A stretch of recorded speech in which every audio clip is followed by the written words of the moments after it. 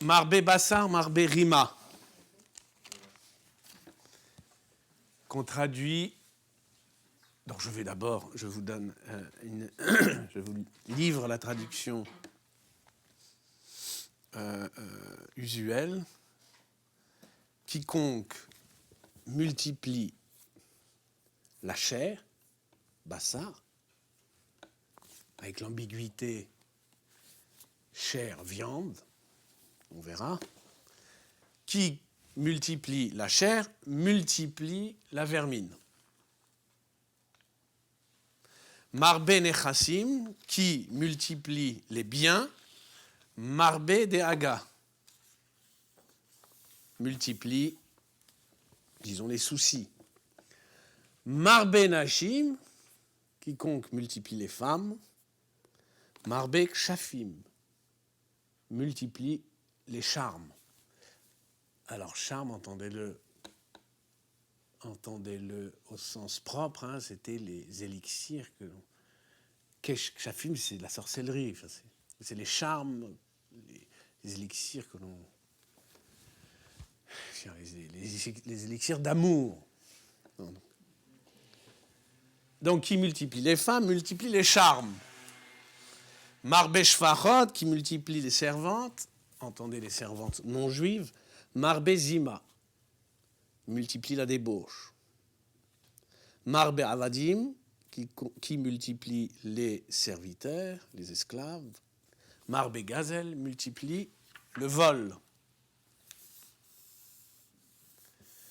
Marbe Torah, qui multiplie la Torah, Marbe Chaim, multiplie la vie. Marbe Yeshiva, qui multiplie la Yeshiva, donc les sessions d'études. Marbe Chochma, multiplie l'intelligence. Marbe Etza, qui multiplie le conseil. Marbe Tvuna, multiplie la perspicacité, la Tvuna. Marbe Tzedaka, qui multiplie la charité. Marbe Shalom, multiplie la paix. Kana Shem Tov, celui qui a acquis un Shem Tov, un bon renom. Kana Latzmo, l'a acquis pour lui. Kana lo divrei Torah, Kana lo chaye olam haba. Celui qui a acquis pour lui les divrei Torah, Kana lo chaye olam haba, a acquis la vie du monde qui vient. Bon, voilà. Ça, c'est des traductions usuelles.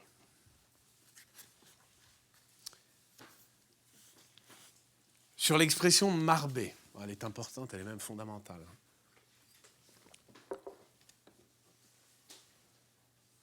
D'un point de vue littéraire,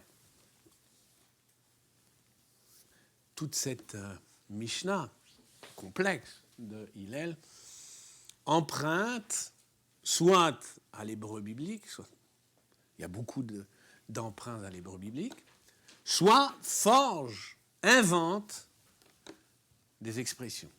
D'accord ? Alors, nous n'avons pas le temps, j'aurais voulu le faire, mais nous n'avons plus le temps, de revenir sur le détail de chacune des expressions. Sachez simplement, voilà, que par exemple, Marbe Nashim, c'est une expression biblique. Hein, c'est un lave dans Devarim, lo yarbe lo nashim. Il ne multipliera pas les femmes dans Devarim. Il y a plus Marbe Chochma, on a Rav Chochma, Marbe Shalom, on a Rav Shalom, ou Rav Shalom Banaïr, etc., etc. Donc il y a, d'un point de vue littéraire, c'est un mélange d'expressions bibliques et d'inventions rabbiniques. Par exemple, Marbe Dehaga, Marbe Rima, c'est le plus... Ah, André. Marbe Rima, c'est une expression de Hillel. Marbe Chaim, etc. D'un point de vue littéraire. Cette Mishnah, elle est complexe, pourtant elle respecte le rythme ternaire. Vous savez donc que dans les premier chapitre d'Avot, dans les 3 premiers chapitres d'Avot, le rythme qui domine, c'est le rythme ternaire. À chaque fois 3 sentences. Ici, c'est pas 3 sentences, mais c'est 3 blocs. Mais rapproche-toi, André. Mais non, prends une chaise. Tiens, tu as une chaise là. Hein? Là. Ah, comme ça, je te surveille. Il y a 3 blocs de sentences. 3 blocs. Premier bloc, il est question de... Donc, qui va de Marbe Bassar Marbe Rima à Marbe Avadi Marbe Gazel. Donc, c'est des... Chaque fois, il est question d'un ribouille entraînante, donc un ribouille, une multiplication, entraînante une autre multiplication. Mais, multiplication, je dirais, vicieuse. D'accord? Une multiplication entraînante une multiplication vicieuse. D'accord? Le ribouille du Bassar entraîne le ribouille de Rima, le ribouille de Nashim entraîne le ribouille de Kshafim, etc. Donc là, c'est un ribouille pris en mauvaise part. Deuxième bloc, qui va de Marbe Torah à Marbe Shalom, à Marbe Tzedaka, Marbe Shalom, d'accord? Là, c'est un deuxième bloc. Il est toujours question de ribouille, mais cette fois prise en bonne part. C'est un ribouille entraînante, un ribouille vertueux et non plus vicieux. D'accord? Donc on a un premier bloc, tous les ribouillim entraînantes des vices. Deuxième bloc, tous les ribouillim entraînantes des vertus, notamment et principalement intellectuelles, sauf le cas de Marbe Tzedaka, Marbe Shalom, il s'agit d'une vertu morale. Et enfin, troisième bloc, Kinyan. Kana Shem Tov, Kana La'atzmo, Kana Lo Divrei Torah, Kana Lo Chaye Olam Haba. Troisième bloc, il est question de Kinyan, d'un certain type de Kinyan, d'un Kinyan, on va dire, moral au sens abstrait, Kana Shem Tov et Kana Lo Divrei Torah. D'accord? Ça, c'est donc 3 blocs. Donc, on retrouve le rythme ternaire. Maintenant, il faut en venir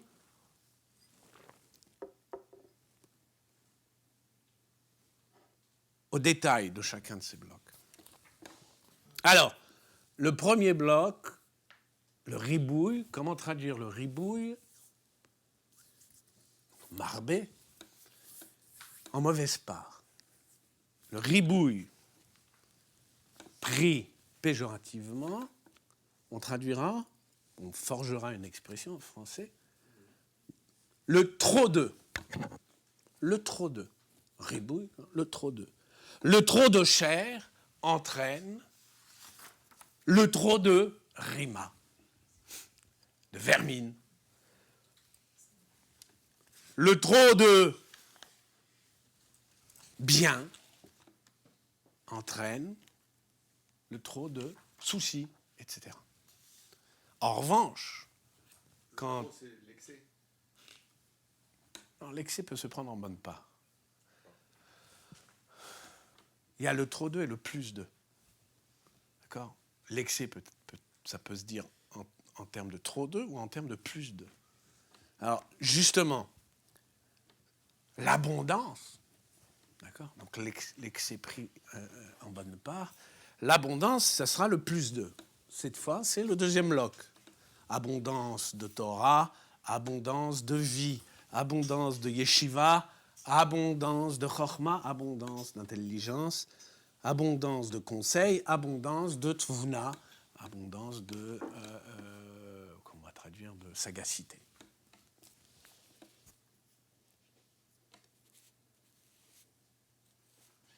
D'accord? Ça, on est dans le pshat, là, encore dans la lecture littérale.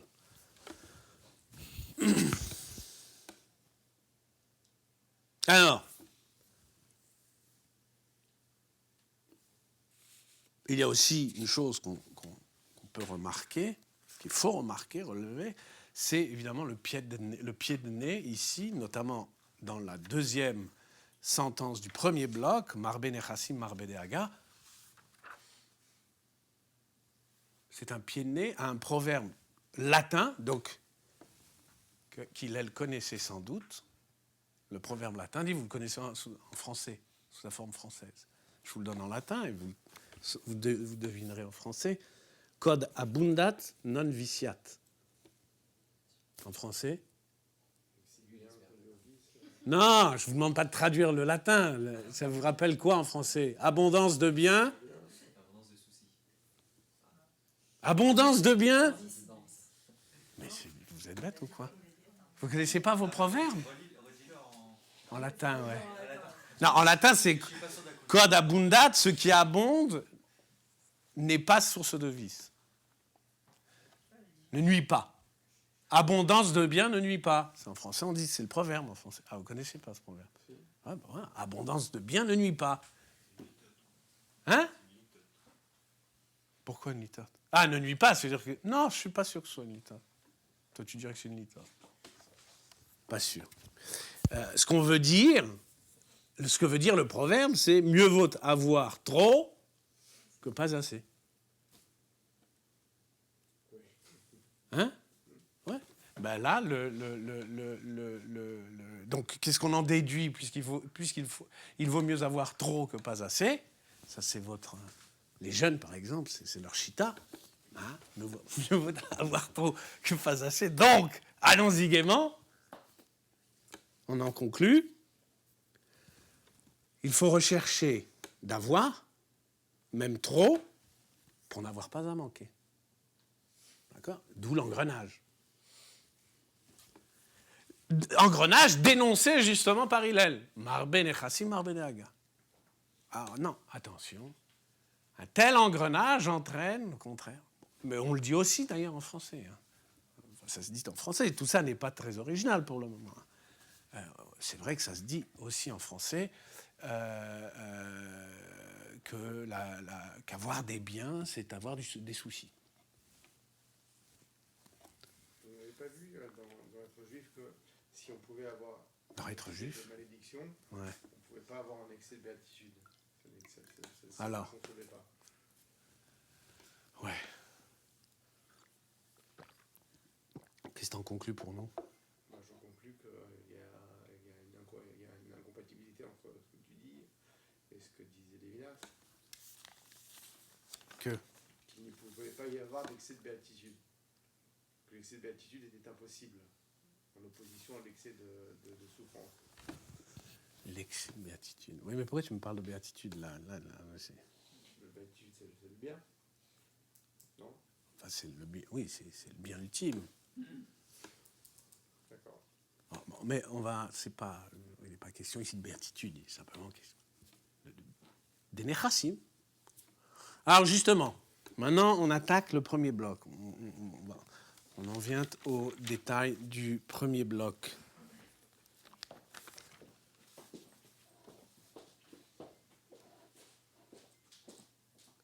Je reprends ce qu'on appelle, ce que le Ramchal appelle, dans sa logique, le nosé et le nasouï de la Mishnah. Donc ici, en français on appelle donc le sujet et le prédicat. Les sujets ici de la Mishnah, dans le premier bloc, c'est le Marbe Bassar, le Marbe Nechassim, le Marbe Nashim, le Marbe Shvachot et le Marbe Avadim. Dans chacun de ces prédicats, vous avez donc 5 termes. 5 termes du ribouille, qui fait objet d'un ribouille. Lesquels? Vous avez Bassar, vous avez Nechassim, donc la chair ou la viande, l'ambiguïté subsiste. Vous avez les biens, vous avez les femmes, les servantes et les serviteurs. Je répète, la viande ou la chair, disons la chair, et si les biens, les femmes, les servantes et les serviteurs. cette gradation ne vous dit rien. Il y a une typologie, là. Une typologie. Une typologie des biens. Je précise, une typologie des biens, on va dire, physiques. Typologie des biens physiques. Je vous renvoie à Maïmonide, si vous en aviez le courage, si je vous en savais le courage, je vous renverrai à Aristote, mais disons, contentons-nous de Maïmonide. Il y a la typologie des biens chez Maïmonide. Les biens les plus élémentaires, c'est les biens matériels. Ensuite, le bien physique, le bien corporel. Ensuite, le bien moral. Ensuite, le bien intellectuel. D'accord ? 4 sortes de biens. Le bien de kavod. Hein ? Le bien de kavod. Ça fait partie. La reconnaissance. Ça fait partie c'est 3, c'est les vertus. Ça fait partie des vertus. C'est le troisième, le bien moral, si tu veux.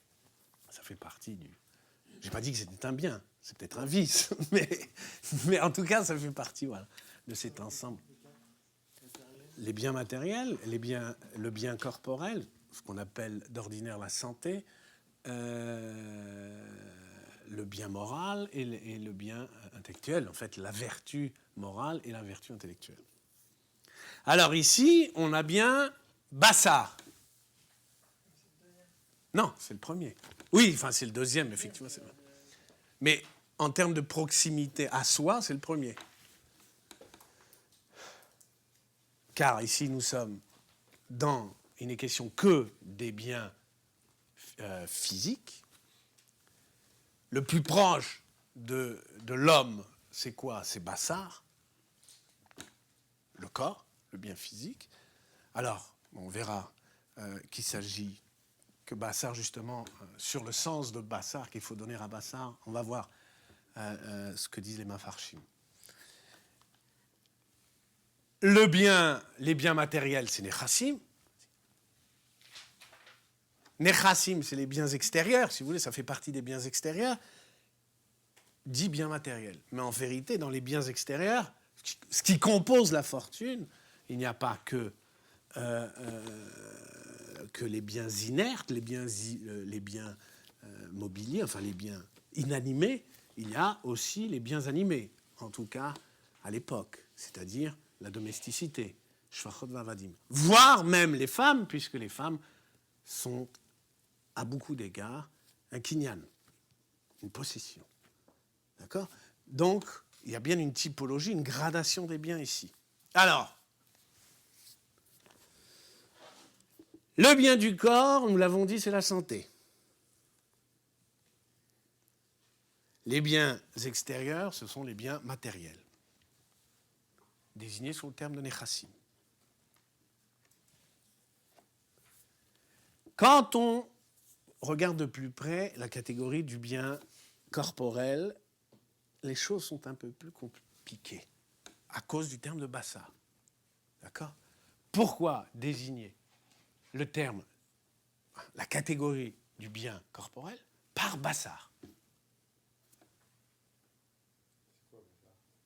La chair. Au lieu de dire qui, je ne sais pas, justement, on va voir, mais... Bassar, c'est plutôt la chair morte. Non, pas du tout. Ça, c'est la viande. Voilà. Il y a l'ambiguïté. J'ai dit, il y a bien l'ambiguïté entre chair et viande ici. On peut l'entendre dans les deux sens. D'accord ? Ça peut être Marbé Bassar, c'est celui qui mange beaucoup de viande, le vorace. D'accord ? Mais ça peut être aussi celui qui... Le gros porc. Marbé Bassar, celui qui s'étoffe. Ça peut être le libidineux aussi. Non, ben alors justement, c'est deux manières de dire le libidineux. Mais, d'accord, mais justement sous un même terme qui est celui de bassar. Alors,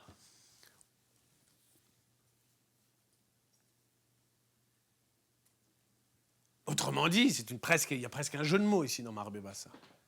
Qui mange trop de viande se fait lui-même viande. D'accord? Ça, c'est l'idée du Marbé Bassar. Mais, la preuve,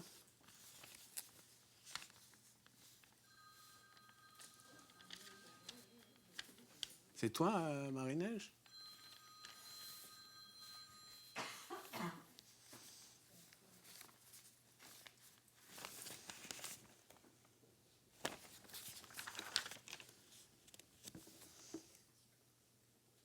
Voilà. Celui qui mange trop de viande se fait viande lui-même, c'est exactement le Pirouge de Barthénoura. C'est très exactement le commentaire de Barthénoura. Barthénoura dit Hamarbe be'achila ushtia, celui qui mange beaucoup et boit beaucoup, ad shenaase shamen ou ba'al basar, jusqu'à devenir gros et viandeux.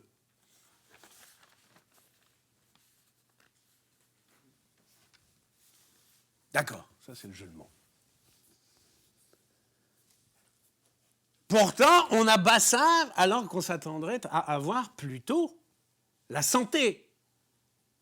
Pourquoi nous parler de la chair alors que si j'entends le bien corporel, c'est plutôt la santé, c'est pas quelque chose qu'on appellerait bassar. Je pourrais très bien entendre ici, si Hillel avait parlé de santé, j'aurais pu très bien entendre trop de soins portés à son corps nuit. J'aurais pu dire c'est une critique de l'hygiénisme, d'accord? Comme trop de soins apportés à sa fortune nuit. Ça aurait été, j'aurais dit là, ça aurait été logique pour ainsi dire. Alors, trop de soins portés à sa santé nuit, comme trop de soins portés à sa fortune nuit. C'est pas du tout ça qu'on a. Pas la question. Qu'est-ce que désigne bassar? Parce que bassar ne désigne en aucun cas, même métaphoriquement, ne désigne pas la santé.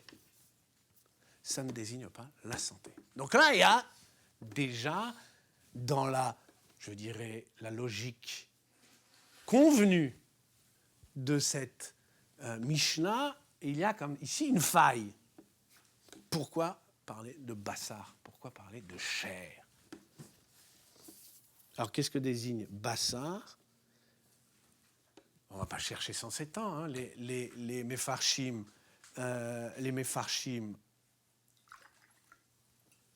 sont clairs, tous unanimes. C'est quoi bassar?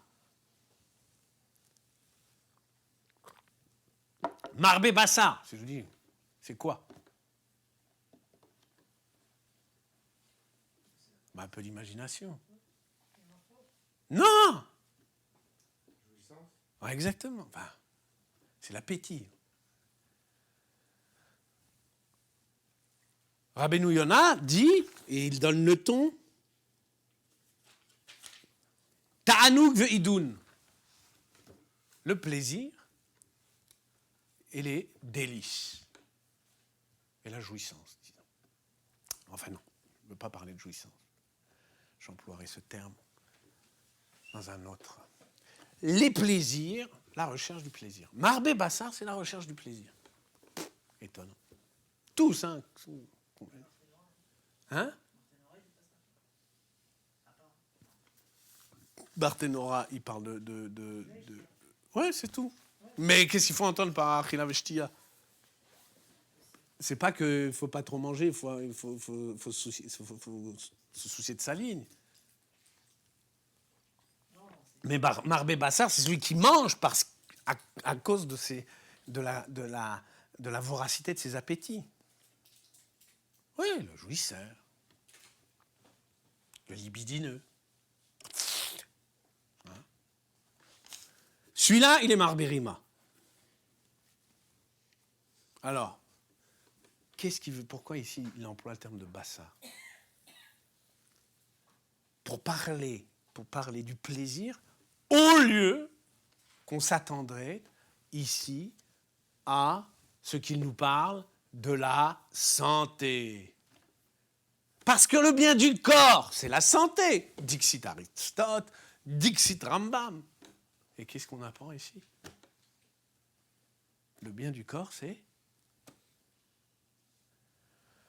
Ah ben dis-moi, pour une reprise, c'est lent, hein? Le plaisir du corps. Plaisir du corps. Charnel, bon, ça reste, c'est trop connoté. Bon, pour jouer sur Bassard, mais en français, ça colle pas. Ouais. Plaisir du corps. Les plaisirs du corps. Plaisir. Qui dit que le plaisir, c'est un bien pour le corps? Qui, dans l'Antiquité, dit? Hein? Ben oui, Épicure. Alors là, on a cette étrange chose, ce qu'on ne voit pas à l'œil nu, on le voit. Mais il semblerait que Hillel tienne le plaisir et non la santé pour un plaisir, pour un bien du corps, aux grandes dames de nos moralistes. Le plaisir, c'est un bien du corps.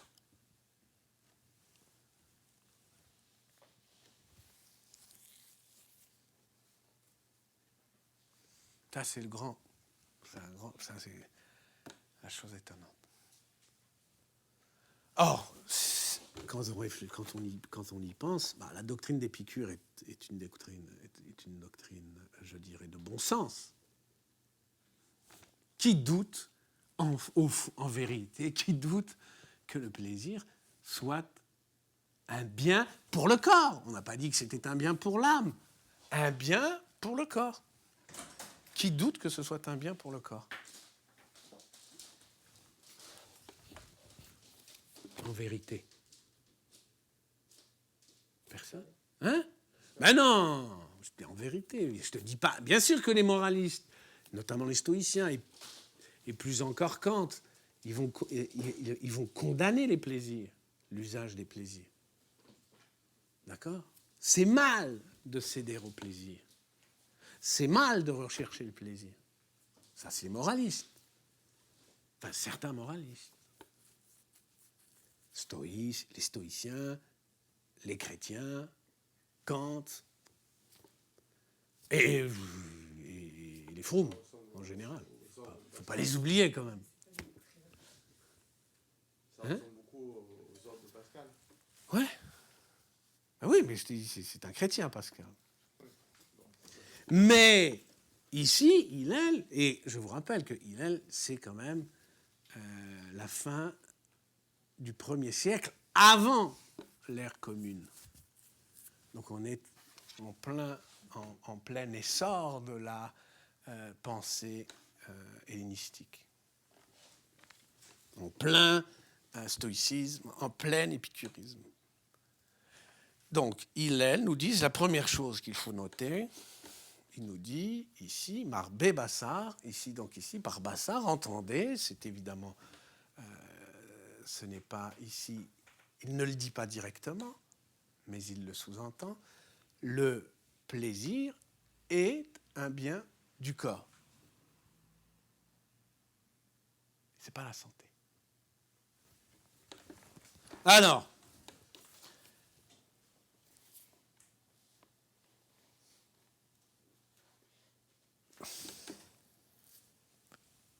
bien sûr, qu'est-ce qu'on va dire? Bien sûr, on va dire, ah oui, c'est le bien du corps, mais ce n'est pas le bien véritable. Vous connaissez la grande distinction que fait Aristote entre le bien véritable et le bien apparent. Le plaisir, ce n'est jamais qu'un bien apparent. Ce n'est pas le bien véritable. Le bien véritable, on en a la perception par l'intelligence. Le bien apparent, on en a la perception par les sens. D'accord ? Donc ce qui procure du plaisir, ça n'est un bien qu'en apparence, ça n'est pas un bien véritable. Oh, bien sûr, on peut faire cette distinction. Pourquoi pas ? On verra que c'est plus compliqué. c'est beaucoup plus compliqué. Petite parenthèse sur Marben Hashim, ça fait partie du même bloc. Donc on a parlé de plaisir charnel. Marben Hashim, on entend celui qui court les femmes. Non, c'est pas ça. Marben Hashim, c'est pas celui qui multiplie les conquêtes féminines. Celui-là,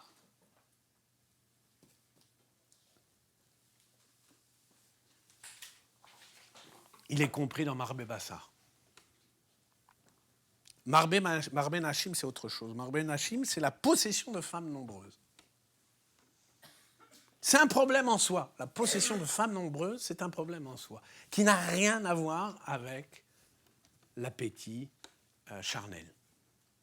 L'appétit charnel, c'est inclus dans Marbé Bassar. C'est important pour comprendre Kshafim.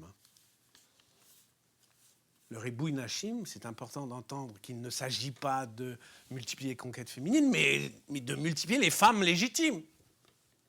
La possession de femmes. Pour comprendre Marbé Kshafim. Mais on verra plus tard.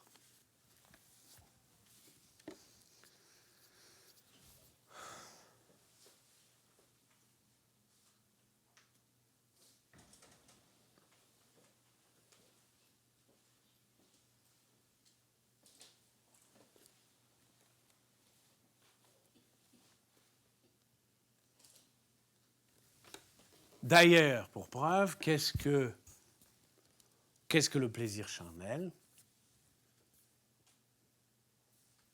Ça n'est presque jamais, sauf chez les grandes âmes, ça n'est presque jamais que le plaisir accompagnant la consommation de la femme. Alors, c'est une consommation sans dévoration. Hein. On ne mange pas comme on mange une pomme. Autrement dit, la femme subsiste à la consommation, mais survit à la consommation. Mais il n'empêche que c'est un rapport de consommation et que ce rapport de consommation, ou cette consommation, s'accompagne souvent, hélas, enfin, je veux dire pas, la consommation, hélas, s'accompagne de plaisir. D'ailleurs, donc c'est la raison pour laquelle c'est compris dans Marbé Bassar. D'accord? Donc, le plaisir que l'on prend à consommer de la femme, c'est compris dans Marbé Bassar. Et pour preuve, c'est que Bassar peut aussi encore signifier la femme. Ou Bassar mi Bassari. Elle est la chair de ma chair. Bassar mi Bassari. Dans Genèse 2,23. D'accord? C'est encore une preuve que que l'appétit charnel, ce qu'on appelle l'appétit charnel, le plaisir charnel, est compris, non pas dans Marben Hashim, mais dans Marbé Bassar. Ça, c'est pour, encore une fois, pour assurer le pshat. Par Bassar, il s'agit donc du plaisir. Du plaisir accompagnant, accomplissant, pourrait-on dire, c'est Aristote qui le dit, accomplissant la consommation. Il le dit dans l'Éthique Nicomaque. Le plaisir, c'est important. Le plaisir n'est pas un acte, il accompagne un acte. Il accompagne, voire il l'accomplit. Il en est l'accomplissement. Est-ce que ce plaisir que l'on prend à la consommation, Bassar, est-ce que c'est un bien?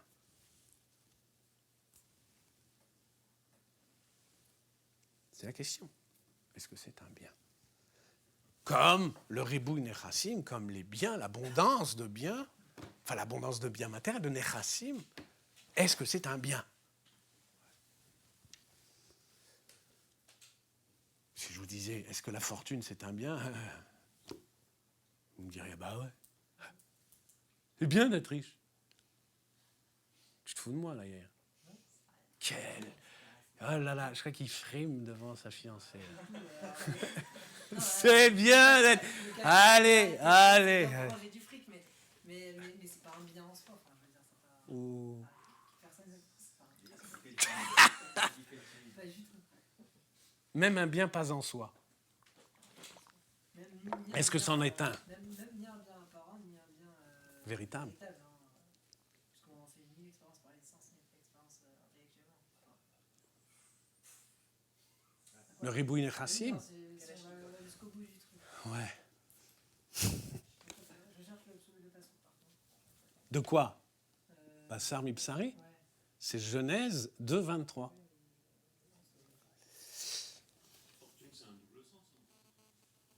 Ouais. Le plaisir de consommation est-il un bien?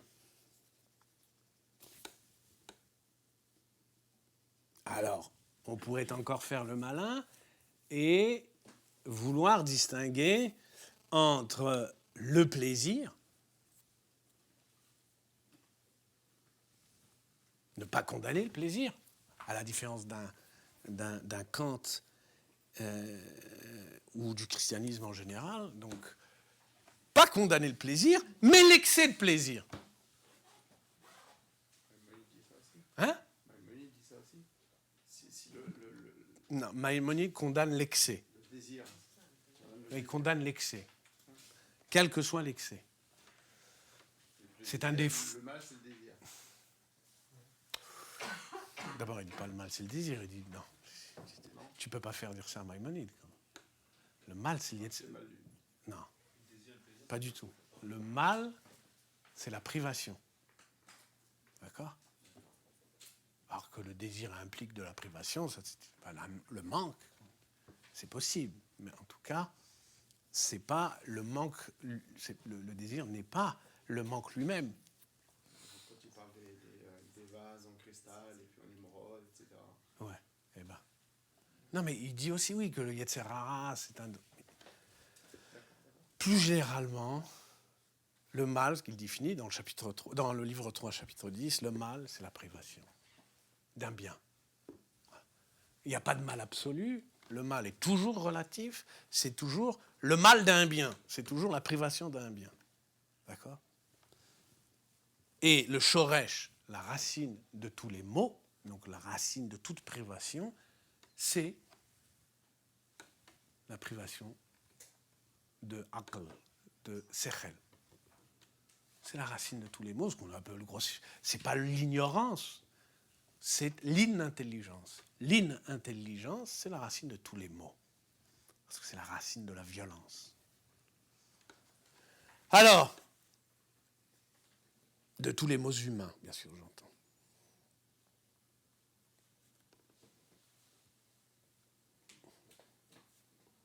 Alors, on reprend, cela étant dit de Bassar, ces éclaircissements étant faits, je reprends la structure du bloc 1.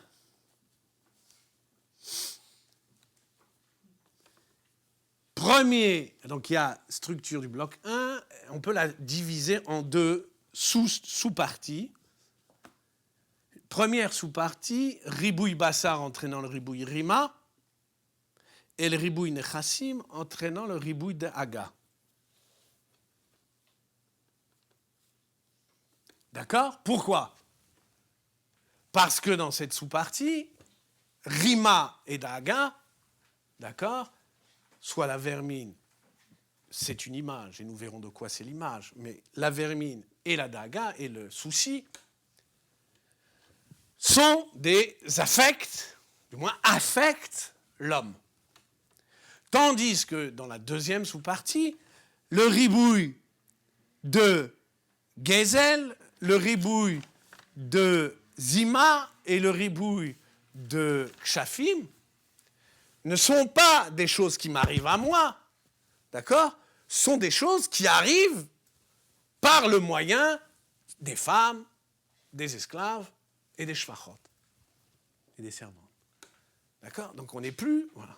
Premier bloc, première partie du bloc 1, je ne dois pas multiplier le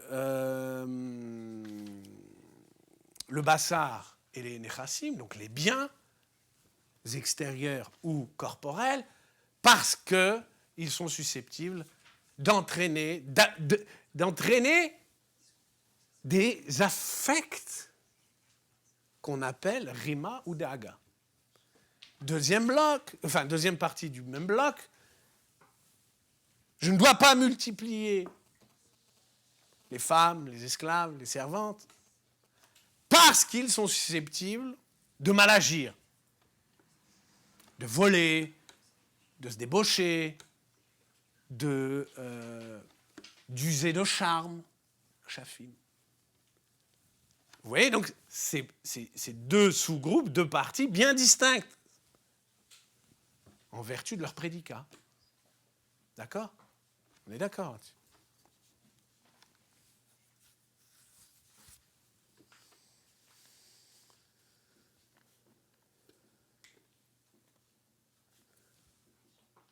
En outre, le bassar et les nechassim sont des biens inanimés.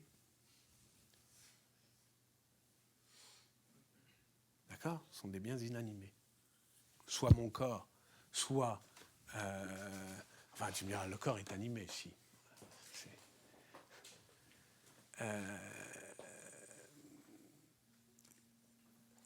Le bien corporel, mon corps, en tant qu'il est séparé de moi, d'accord, en tant que je le traite comme chose, ce corps, il est, pour ainsi dire, inerte, de même que les nechassim. Tandis que nashim, shvachot et avadim sont, eux, des biens animés doués de volonté. Autrement dit, ce que je crains d'eux, c'est une activité subversive. C'est ce que je dis. D'accord ? Kshafim, zima ou gezel, c'est des activités subversives. Ça, c'est le deuxième groupe. En revanche, dans le premier groupe, c'est tant les nechassim que le corps entraînent des affects en moi. OK ? Affect dans la première partie du premier bloc, activité déviante dans la deuxième partie du premier bloc. Rabbeinu Yona le dit clairement, il le dit très clairement, s'agissant cette fois des prédicats de la deuxième partie du premier bloc. Rabbeinu Yona dit Shlosha dvarim halelu, nashim, shvachot, avadim, acherim osimot, plutôt zima, gezel et quoi? Et le troisième, kshafim. Shlosha dvarim halelu, acherim osimotam u'ma'ale alav kilu asam. C'est d'autres le font, mais j'en suis responsable. J'en suis tenu pour responsable. D'accord ? Donc, il y a bien deux parties distinctes. Deux parties distinctes. J'en viens donc à la première partie du premier bloc. Ribouille bassar et ribouille nechassim.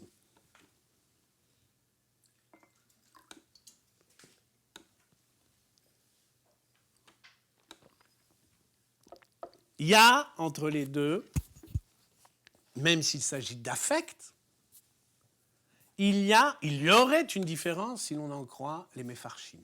Une différence, c'est des affects, mais il y aurait une différence. Laquelle ? Quelle différence il y a entre rima et daga ? Rima, c'est quelque chose qui m'arrive, daga, c'est quelque chose qui m'arrive. Mais il y a une différence. Non, les deux. C'est plus intellect que l'autre, Non, d'accord, mais rima, c'est une métaphore. Donc. Non, mais t'as raison, il fallait commencer par là. Mais c'est vrai qu'on va revenir sur cette différence, mais admettons, considérons ces deux choses comme comme ce qui va m'arriver si j'acquiers trop de biens ou si je jouis trop, on va dire.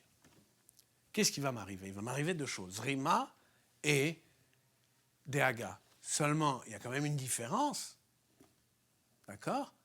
Une différence, c'est que Rima, si on en croit les Mefarshim, Rima, ça ne m'arrive que mort, tandis que Dehaga, ça m'arrive en même temps que je suis Marvé Nechassim. C'est simultané. Tandis que Rima, c'est différé. Différé jusqu'après ma mort. Tous les Mefarshim entendent Rima.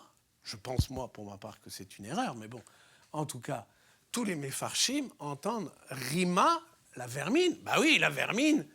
Bah, la vermine, c'est la vermine de la tombe. C'est la mort. Tous entendent Chibut HaKever, ce qu'on appelle dans la Gemara Chibut HaKever. Les peines endurées dans le tombeau. Tu vois, t'as souri. T'as bien. Réaction saine. Vous auriez dû tous sourire. Les peines endurées dans le tombeau, ce qu'on appelle Chibut HaKever.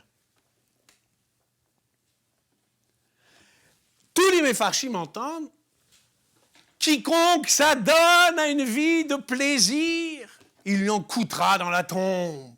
Il sera bourré, allez, il sera... Voilà. Les vers, lui, le tracasseront dans la tombe. Évidemment, ça fait sourire. Pourquoi ça fait sourire?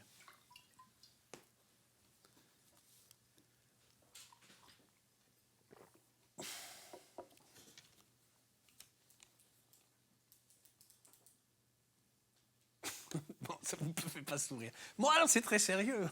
C'est très sérieux. C'est une superstition. Non, Barthénois, il justifie.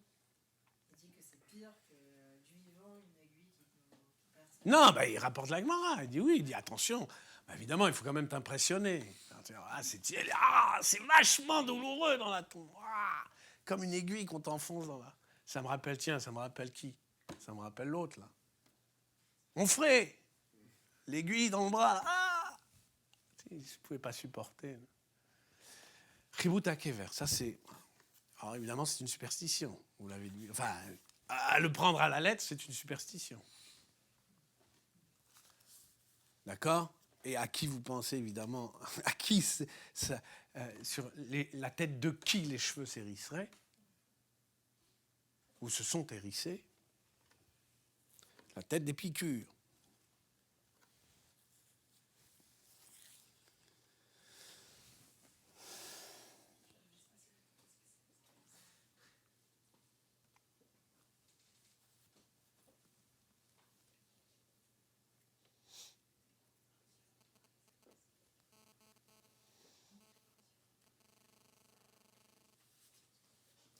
On revient donc à la question du plaisir de consommation. Le plaisir accompagnant toute consommation de chair.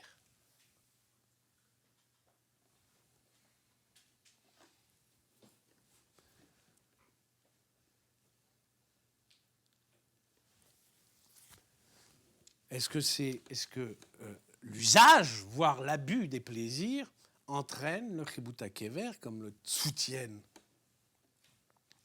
les Mefarshim, certains Mefarshim? Est-ce que c'est cela que Hillel veut dire?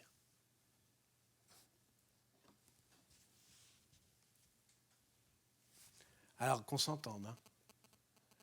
Il n'est pas question là de justice divine. Hein. Ce qu'on appelle Chibut HaKever, ce n'est pas la justice divine. Hein. Ce n'est pas le châtiment. Et encore le châtiment en plus. C'est fou. Il y a Chibut HaKever, et puis pour couronner le tout, apothéose, le châtiment, l'enfer. Donc, les plaisirs seraient-ils licites? Il y aurait, pour tout consommateur, il y aurait encore à subir le Chibut HaKever. Les peines endurées dans le tombeau. Voilà. Ça, c'est C'est comme ça que les Mefarshim, la plupart des Mefarshim entendent ici le propos d'Hillel.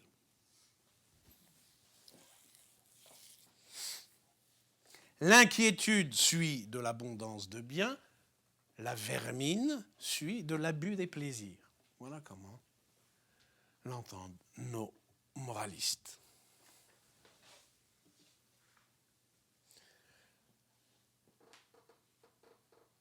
Pour ma part, je crois qu'il y a là, dans cette sentence, dans cette proposition de Hillel, une allusion, voire un commentaire d'un verset de Job, de Yov, 7.5. Le verset dit la chose suivante. C'est la seule fois que l'on rencontre, en co-occurrence, comme on dit dans le jargon, Bassar et Rima. Le verset dit « Velavash Bessari Rima ». Yov parle, il dit « Velavash Bessari Rima ». Ma chair s'est couverte d'un habit de vermine. Voilà ce que dit le verset de Yov. Ma chair s'est couverte d'un habit de vermine.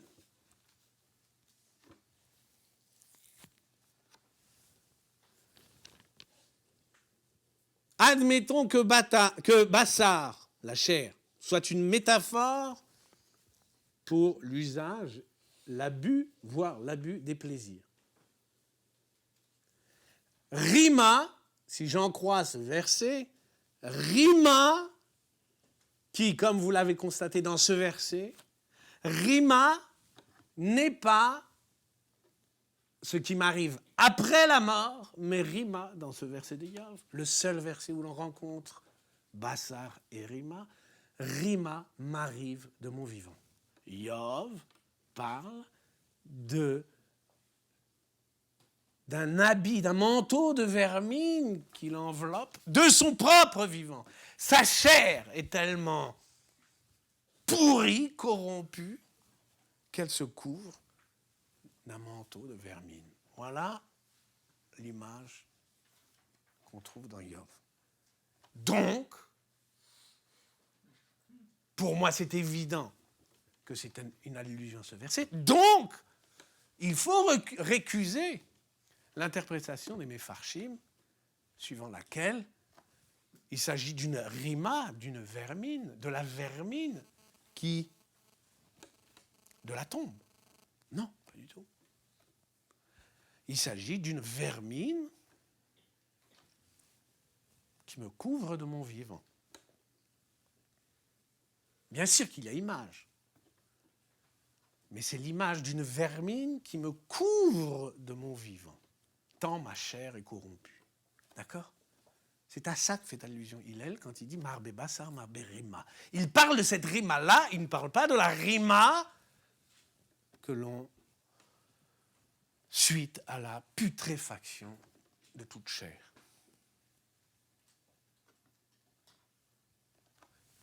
De la rima posthume. D'accord ? On est d'accord là-dessus ou pas ?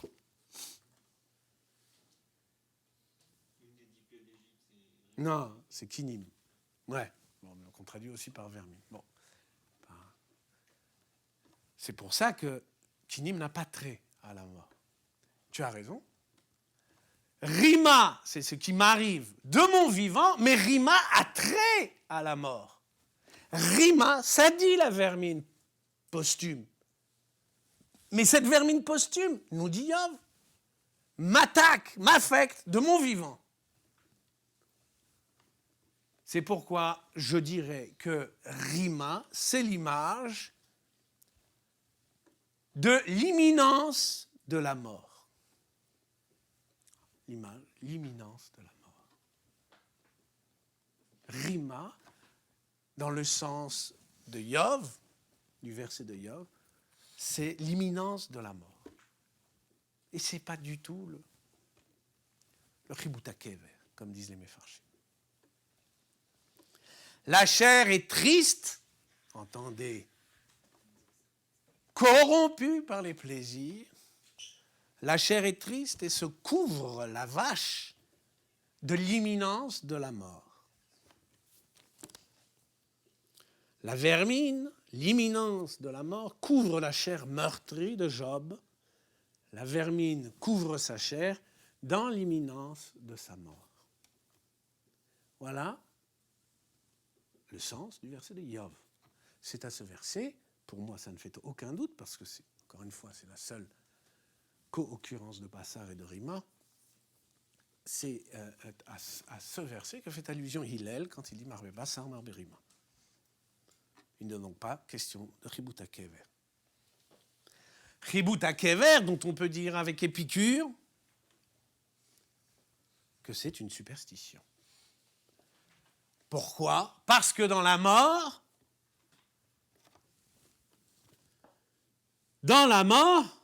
le corps ne sent rien. Je vous lis ce passage extrêmement célèbre de la lettre à Ménécée d'Épicure. Dans la mort, le corps ne sent rien. Prends l'habitude de penser que la mort n'est rien pour nous. Car, entendez bien, tout bien et tout mal résident dans la sensation. Or, la mort est privation de toute sensation.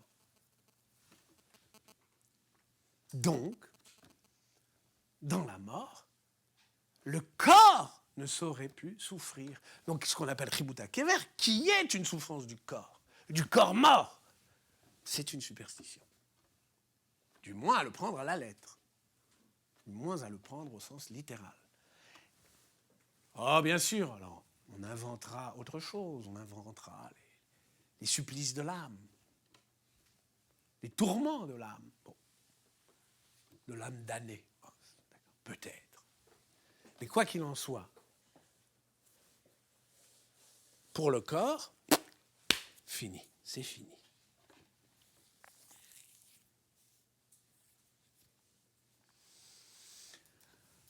Si bien qu'on a maintenant un bloc plus homogène, il n'est plus cette fois question d'un affect différé après la mort et d'un autre simultané au ribouille. Là, on a deux affects, Rima et Daga, qui sont, on va dire, simultanés ou immédiatement conséquents au ribouille Bassar ou au ribouille Nechassim. Là, on a un bloc plus homogène. Voilà. Donc, mon hypothèse est plausible.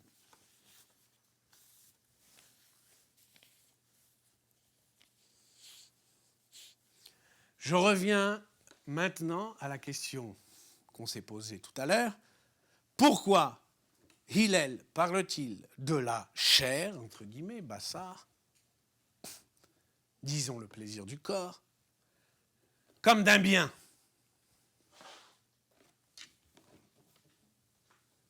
Pourquoi Hillel parle-t-il du plaisir du corps comme d'un bien ? La réponse est simple, parce que c'est un bien. Parce que c'est un bien. Point barre. Il n'y a pas, pour le coup, de morale qui vaille. Le plaisir, c'est un bien pour le corps. Allez, je veux bien t'accorder, bien vous accorder. Vous, les dévots, les austères, que le plaisir soit un mal pour l'âme, mais pas pour le corps. Pour le corps, c'est un bien. Pour preuve, c'est simple. Vous prenez, puisqu'on est on est encore dans Kitavo même, du moins. Dans Kitavo, les brachot, c'est des plaisirs. Les brachot, c'est des plaisirs. Quand vous regardez le détail des brachot, ben c'est des plaisirs. C'est l'abondance. La klala, c'est le malheur, c'est la souffrance. C'est épicurien, stricto sensu.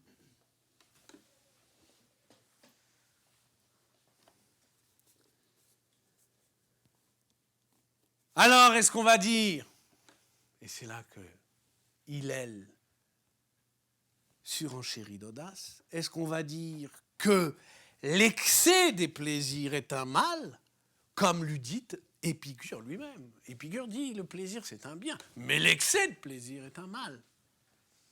Parce que l'excès de plaisir, ça entraîne une souffrance.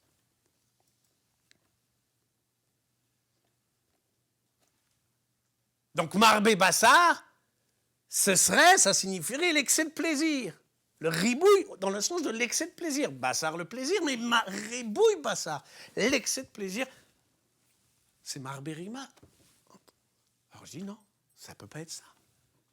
Sinon, pourquoi Hillel dirait Rima, la vermine? Il dirait Choli, comme Épicure. Marbé Choli ou Marbé Machala. L'excès de plaisir entraîne la maladie. L'excès de plaisir est morbide. D'accord? Pourquoi Hillel dit Rima?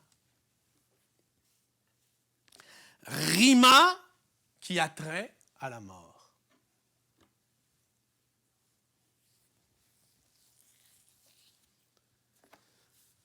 J'avancerai à la chose suivante. J'avancerai qu'Épicure pêche par austérité. Quand il condamne, et c'est le comble, bien sûr, quand il condamne l'excès des plaisirs comme morbide. Pourquoi? Parce que ce n'est pas l'excès des plaisirs qui est morbide. Et là, je m'aide. Je rappelle Aristote. Ce n'est pas l'excès des plaisirs qui est morbide. C'est l'excès de consommation que le plaisir accompagne. Le plaisir, si je m'en tiens à la physique épicurienne, le plaisir n'est pas un mal pour le corps, même dans l'excès. Ce qu'il y a de mal dans l'excès, c'est l'excès de consommation. C'est parce que je recherche le plaisir, je mange trop. Et le trop manger entraîne la maladie. Donc, quand on y regarde de près, Épicure, en fait, nous fourgue de la mauvaise, de la moraline, comme dirait Nietzsche.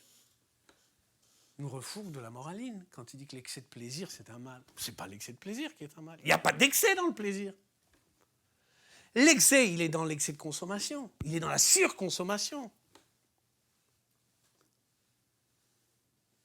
C'est la surconsommation qui entraîne la maladie.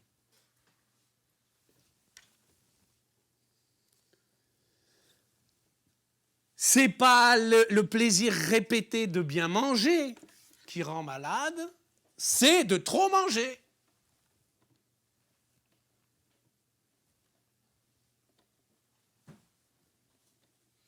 C'est seulement à cause que la recherche du plaisir entraîne l'excès de consommation ou la surconsommation qu'elle représente un risque, soit. C'est en tant que la recherche du plaisir entraîne la surconsommation qu'elle constitue un risque. Mais elle n'est pas. Mais la recherche du plaisir n'est pas par elle-même un mal. J'entends un mal pour le corps. Ça, Hillel le savait. Hillel ne pense pas que l'excès de plaisir comme tel soit un mal. Pour preuve, c'est qu'il dit Marbé Rima et il ne dit pas Marbé Machala. Parce qu'il sait que la Machala ne vient pas du ribouille bassar à proprement du trop de plaisir, mais du trop de consommation que le plaisir accompagne.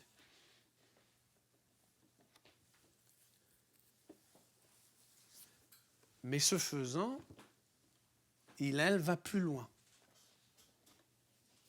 Il va plus loin et c'est pourquoi il emploie le terme métaphorique de rima au lieu de machala, par exemple. Comme on l'attendrait.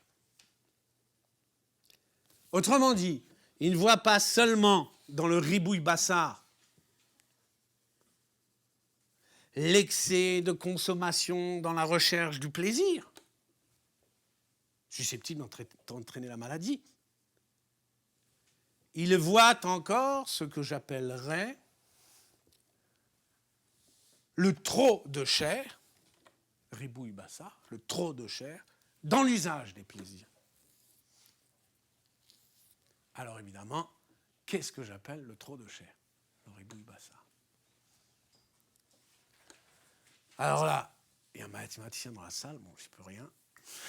Donc je parle au risque de déclencher les foudres. Je crois qu'il y a une différence fondamentale, je ne dirais pas une différence mathématique fondamentale, mais disons une différence phénoménologique fondamentale, je mets des garde-fous, entre l'addition, qui se dit en hébreu mosif, c'est-à-dire 1 plus 1, et la multiplication, en hébreu, marbé, 2 fois 1. Il y a une différence fondamentale, pourtant on dirait égal 2, hein, dans les deux cas. Et pourtant il existe une différence fondamentale entre mosif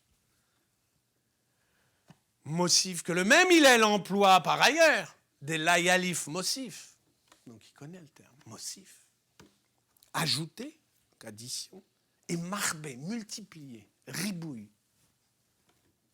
Il y a une grande différence. Alors, pourquoi ? Parce qu'effectivement, on pourrait très bien avoir ici, dans la Mishnah, au lieu de marbé bassar, on pourrait avoir mosif bassar. D'accord ? Mosif bassar, mosif rima, par exemple. Ouais, quiconque ajoute de la chair. On a marbé. L'addition, toujours d'un point de vue phénoménologique, implique un ordre de succession. Une unité première est posée, puis une deuxième qui s'ajoute à elle, supplémentaire. Donc je pose 1 plus 1. Je pose 1, puis j'ajoute une deuxième, supplémentaire. Ça, c'est mosif d'ava. On aurait donc mosif bassar.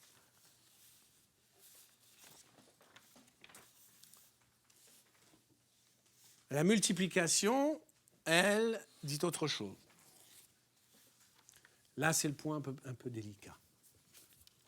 La multiplication dit autre chose. Le ribouille dit autre chose. La multiplication dit soit la répétition du même quand le même est multiple. Par exemple, vous avez plusieurs bonbons identiques, donc vous avez un multiple de bonbons, un nombre de bonbons. Donc répétition du même quand le même est multiple, j'ai 3 pommes dans mon sac ou 3 bonbons, et j'en donne 1 à 3 personnes différentes. 3 fois 1. D'accord ? Je sens déjà. Alors, bon, après, ça peut évidemment se compliquer, on peut complexifier avec la multiplication des gains, etc. Bon, la multiplication, c'est quelque chose d'important, vous l'avez bien compris, surtout dans l'économie capitaliste. Mais je ne vais pas donc m'appesantir là-dessus. L'idée, c'est qu'il y a répétition du même quand le même est multiple. Je donne par 3 fois la même chose à quelqu'un ou à 3 personnes différentes. En revanche, il y a une deuxième multiplication qui est donc multiplication du même sans que le même soit altéré. Ça, c'est laquelle ? La multiplication sans que le même soit altéré. Donc, il n'y a pas un multiple, il y a un même qui est seul. et il y a multiplication du même. Pour vous. Hein? Ben si. Fructifier, multiplier. La révia, ce qu'on appelle la révia. La multiplication. Prou, c'est 2. 2. Alors, il y a une unité double, qui est donc l'unité conjugale. D'accord? Cette unité multiplie. 3 enfants. Alors, jusqu'à 2, c'est pria, puis c'est fructification, puisque c'est toujours 2. Au-delà de 2, c'est multiplication. Mais l'unité conjugale, elle, n'est pas altérée par cette multiplication. D'accord? Ça, c'est l'autre sens de la multiplication. Prou urvu, la pria.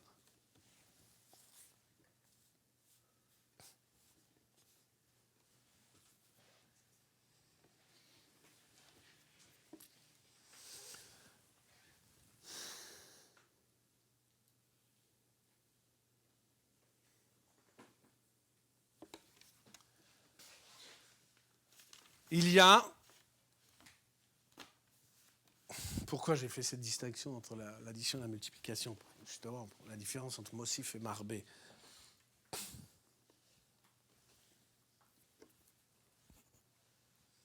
Parce que je pense ici que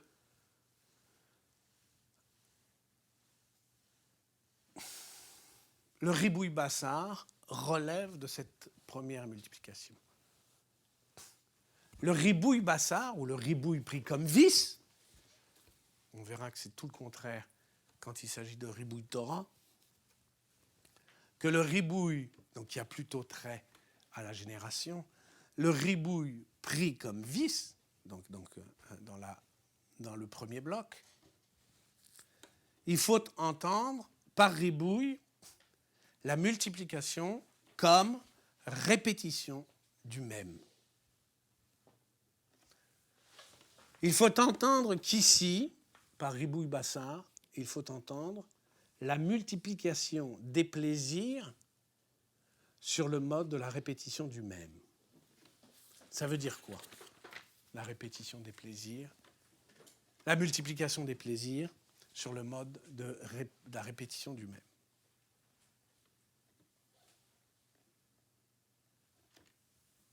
Ça veut dire quoi? Ça veut dire quoi?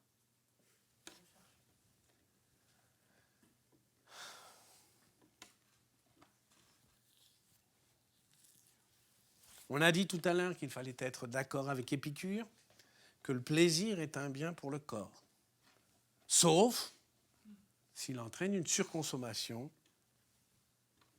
de chair. Maintenant, il faut aller plus loin. Il faut aller plus loin. Et c'est, me semble-t-il, le sens de la liste. Vous savez qu'il y a donc dans le Don Juan de Molière, il y a une scène très célèbre avec Sganarelle qui déploie la liste des conquêtes de Don Juan.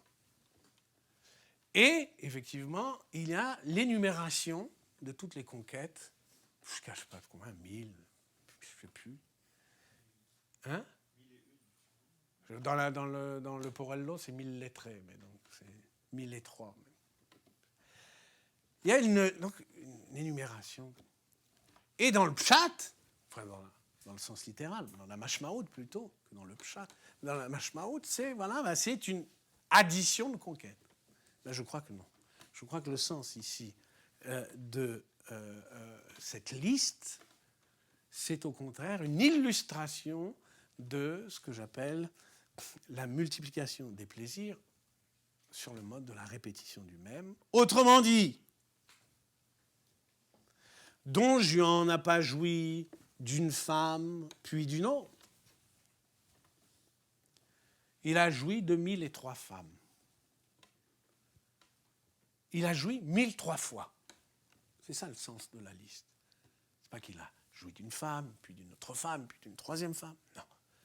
La liste n'a pour but que d'arriver au multiple. Il a joui 1000 fois. Ça, c'est ça le ribouille bassar. la multiplication des plaisirs. Le plaisir sur le mode du ribouille, ça vire au vice. C'est ça que dit Hillel. Donc pas le plaisir. Donc il y a un bon usage des plaisirs. Mais le plaisir sur le mode du ribouille vire au vice. Pourquoi ? Parce qu'il n'est jamais qu'un plaisir multiplié dans la chaîne indéfinie dans le temps, quand on ne sait pas combien de temps nous vivrons, indéfinie dans le temps, de la multiplication des plaisirs.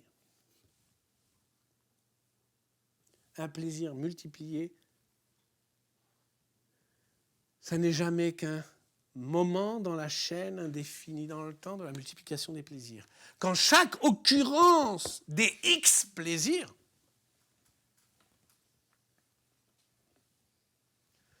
chaque plaisir est sans être vraiment. Ou chaque plaisir multiplié n'est pas. Le plaisir est sans être. Il y a du plaisir sans qu'il y ait du plaisir. Parce que chaque plaisir multiplié n'est vécu comme plaisir que dans l'attente d'un autre plaisir, n'est vécu comme plaisir qu'à la condition d'un autre plaisir, n'est vécu comme plaisir que dans le plaisir qui suit. Ça, c'est le ribouille bassa. Ce qu'on appelle le ribouille bassa. C'est le sens de la multiplication. Premier sens de la multiplication comme vice. Comme virage dans le vice. Le plaisir n'est vécu comme plaisir que dans le plaisir qui suit. 1000 fois. Joui 1000 fois.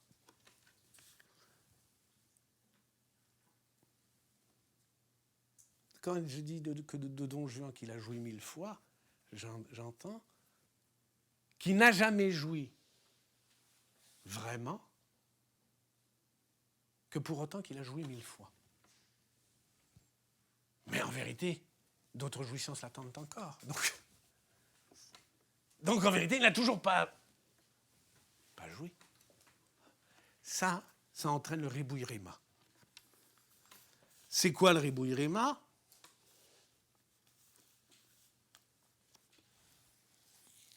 C'est le trop de chair. C'est ribouille bassar entraîne, ça, c'est ribouille bassar. Mais ribouille bassar, on l'a dit, ça a les deux sens. C'est le plaisir, mais ça se dit en termes de bassar. Ça se dit en termes de bassar. Pourquoi ça se dit en termes de bassar ? Pourquoi la métaphore du bassar, plutôt que simplement dire plaisir ? Pourquoi la métaphore du bassar ? Parce que la multiplication du plaisir, comme répétition du même, induit un sentiment de trop de chair. Induit chez l'homme un sentiment de trop de chair, ou, pour le dire autrement, de chair en trop. J'ai la chair en trop.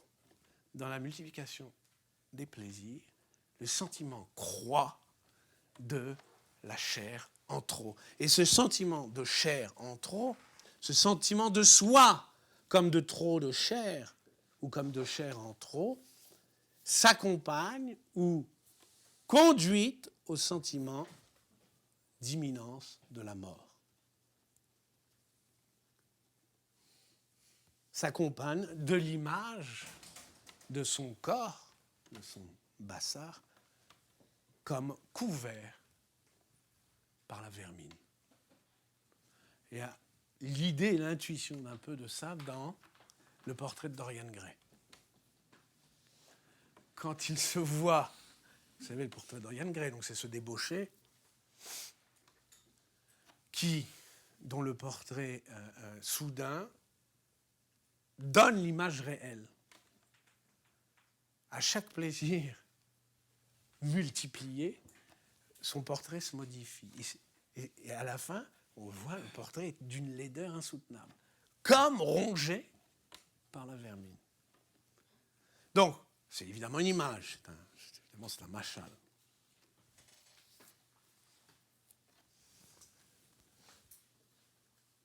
c'est ça que dit le Ribouille Bassar.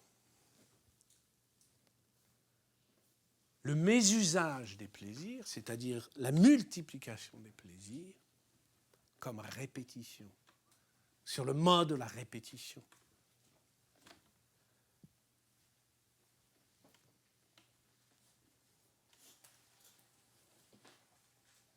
S'accompagnant d'un sentiment de soi comme d'une chair en trop, ça conduit au sentiment d'imminence de la mort.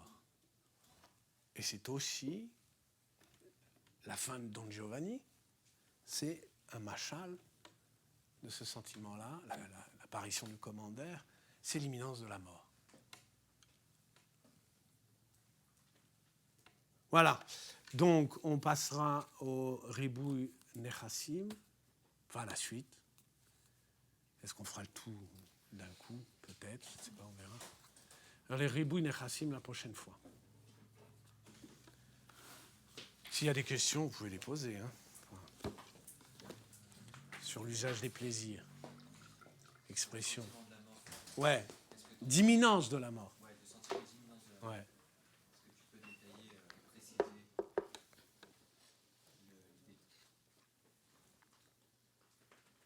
D'où nous vient le sentiment d'imminence de la mort? On pourrait croire qu'il nous vient de l'âge ou du sentiment du temps qui passe. Mais pas du tout.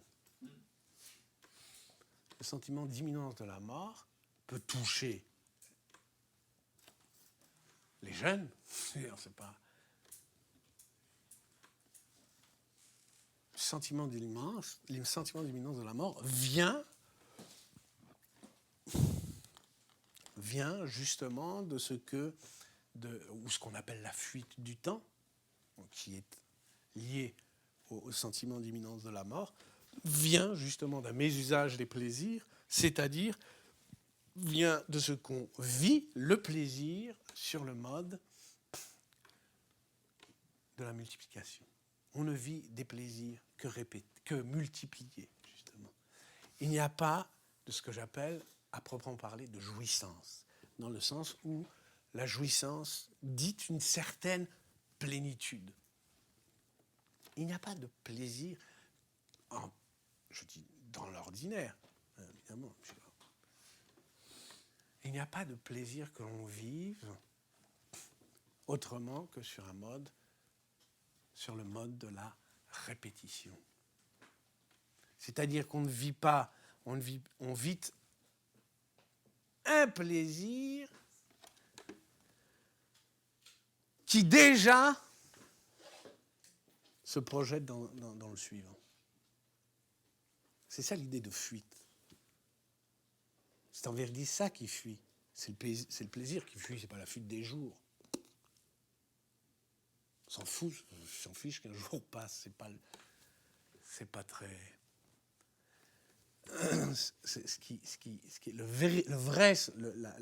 Le sentiment de fuite vient en vérité non pas de la succession des jours, il vient en vérité d'un mauvais usage des plaisirs. Et cette fuite de nos plaisirs, cette fuite indéfinie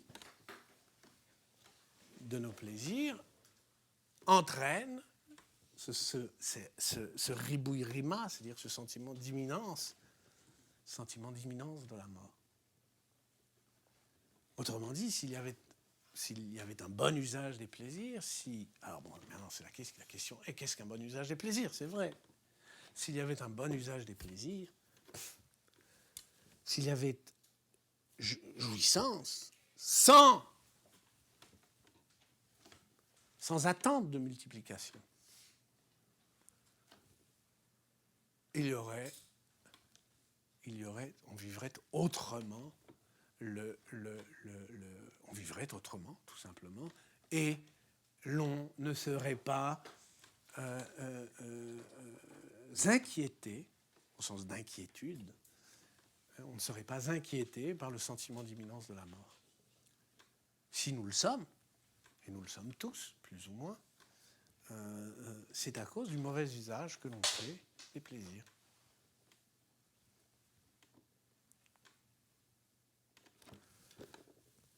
OK ?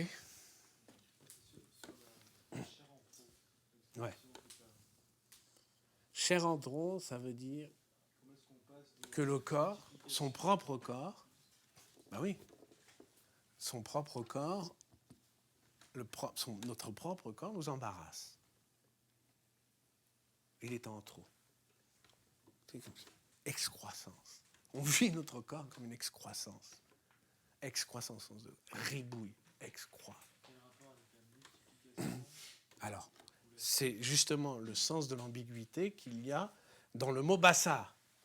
Le mot bassar dit les deux choses. Le ribouille bassar dit les deux choses. Dit à la fois la multiplication des plaisirs, mais dit aussi quelque chose de la chair, du corps de l'homme.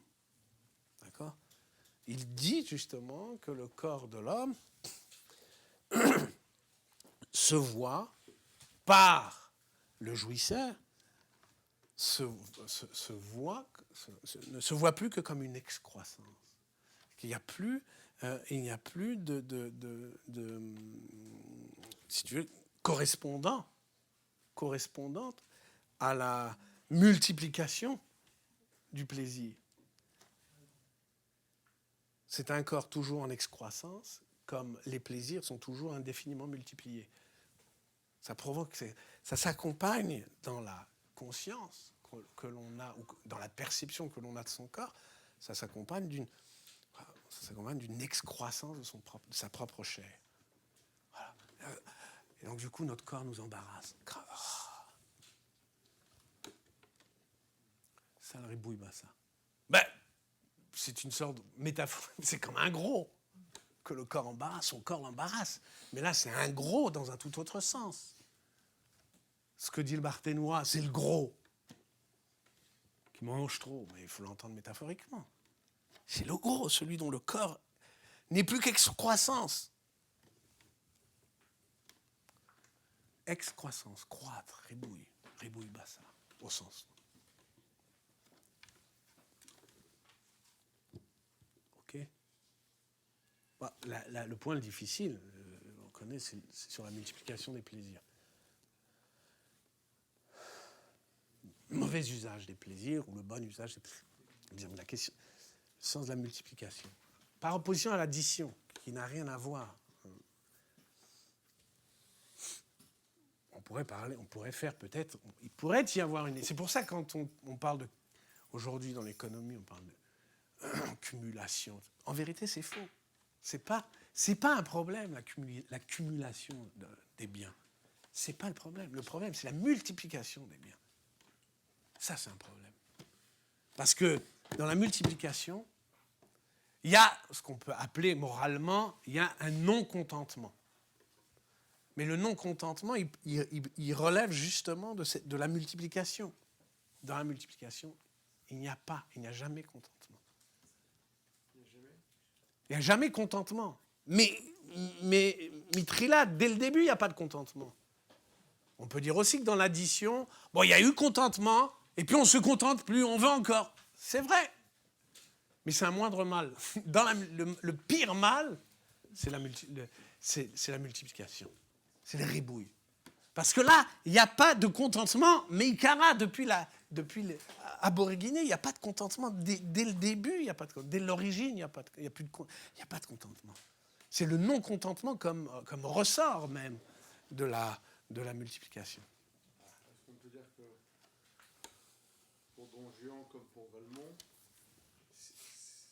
la jouissance, c'est pas... Il n'y a pas de jouissance, en vérité. C'est la multiplication de conquêtes, du nombre de conquêtes, plus que la jouissance de l'acte. Oui, mais en vérité, il n'y a pas de jouissance. C'est la recherche de il n'y a pas, parce que c'est un plaisir qui... C'est un plaisir qui n'est plaisir à proprement parler que dans le plaisir suivant. Que dans les 1000 plaisirs. Que dans la multiplication des plaisirs. Un plaisir, si je dis un plaisir, si j'isole un plaisir de toute la multiplication, il n'y a plus multiplication. Donc il y a...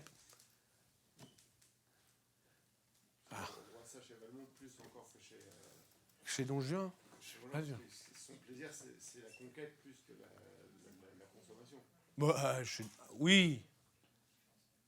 oui, mais mais ça dit moins l'idée que le plaisir pourrait se produire, entre guillemets, sans être. Sans être, tout à fait.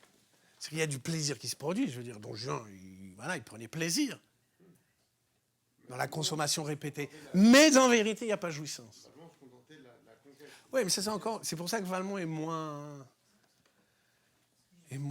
significatif. Oui, plus pervers si tu veux. Lui, c'est carrément... il arrête, il s'empêche de prendre plaisir pour justement... Voilà. C'est encore un autre problème. Ça. Non, là, on est dans le ribouille, on est dans la multiplication des plaisirs, dans Don Juan.